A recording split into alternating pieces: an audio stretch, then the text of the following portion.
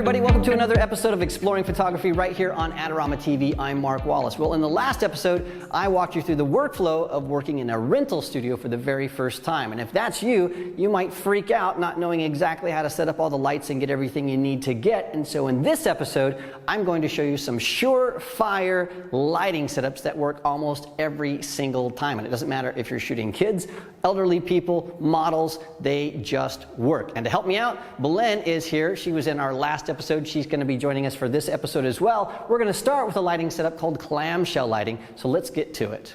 Well, the very first lighting setup we're going to use is called clamshell lighting. Now, the beauty of clamshell lighting is it's very simple to set up. It works with almost any subject, and you can use almost any light modifiers you want. So we have a beauty dish and an Octabox here, but this could be two softboxes, it could be two umbrellas, it could even be two just normal reflectors. It just doesn't really matter that much. You can play with those to see which effects work best for you. We've used this because that was what was available to us today. The difference is, depending on which light modifiers you use, you're going to get different catch lights. And so today, Belen's catch lights are going to be two round dots. If we had two softboxes, they'd be square, etc. So really, the catch lights are what change with clamshell lighting. Now, to understand why this is called clamshell lighting, we're going to move the camera over here to the other side, and you start to get the idea of how this is set up. You can see that this looks sort of like a clamshell, right?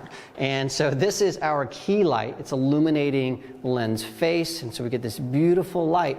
And this lower clamshell here is illuminating underneath her chin, and it's giving us a little bit of fill. And you can play with the intensity of these two different lights to get either more shadow under the chin or less shadow. It's really up to you. It's just a simple lighting setup that allows you to do all kinds of things, and you can even turn off this fill light and leave everything set up to get something that has a little bit more dramatic shadow underneath or less shadow on the background or more shadow, etc. Two lights, same position. The camera's going to shoot right through those two lights, and you'll see that you get all kinds of interesting effects. So we're going to shoot with this and play around with it, and I'll show you the results.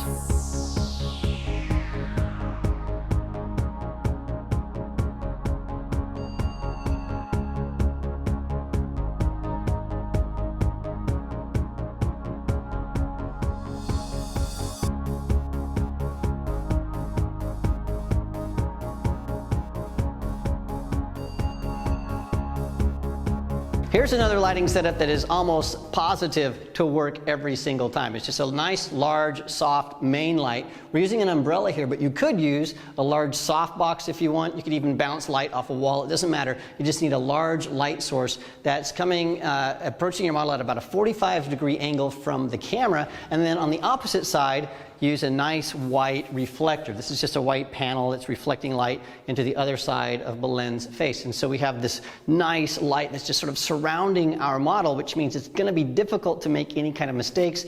She's got this space that she can move and work in, so we can get headshots, we can get full-length shots, we can get three-quarter shots, we can do all kinds of things right in this space.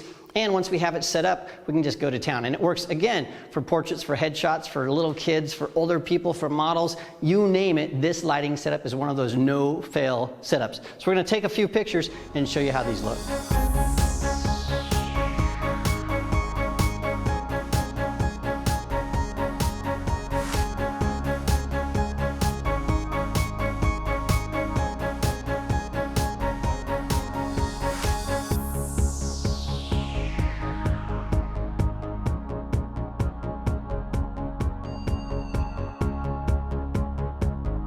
Well, thank you, Belen. That was amazing. We had two very simple setups that worked absolutely fine. You can do these in your home studio. You can do them in a professional studio. You can use almost any light modifiers, softboxes or umbrellas or even walls to accomplish the effects that we shot today.